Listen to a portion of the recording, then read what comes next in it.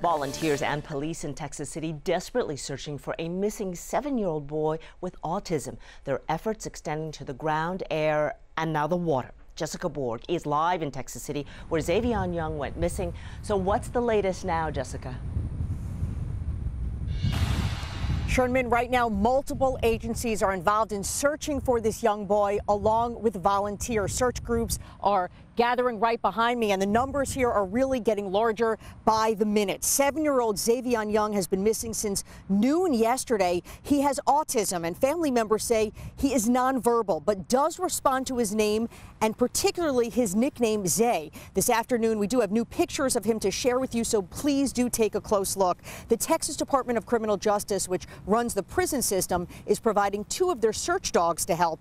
And right now, there's also a search helicopter that's up. They're focusing their sights all around the apartment complex here where he lives, the Costa Mariposa Apartments on Medical Center Drive here in Texas City. Now, divers with the Galveston County Sheriff's Office are also searching nearby retention ponds where Xavion likes to feed the ducks and geese. Searchers with Texas EquuSearch tell us they have found breadcrumbs near one of the ponds, so that is really where the search is centered right now. The little boy's aunt tells us yesterday Xavion managed to unlock the back door and leave the apartment while his mom was in the bathroom. His mother says she is simply too distraught to speak on camera. His aunt telling us the family is just desperate to get him back home.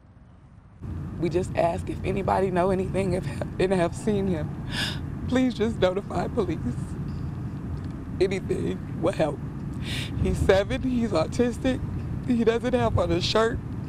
So if you know anything, any little bit, please help.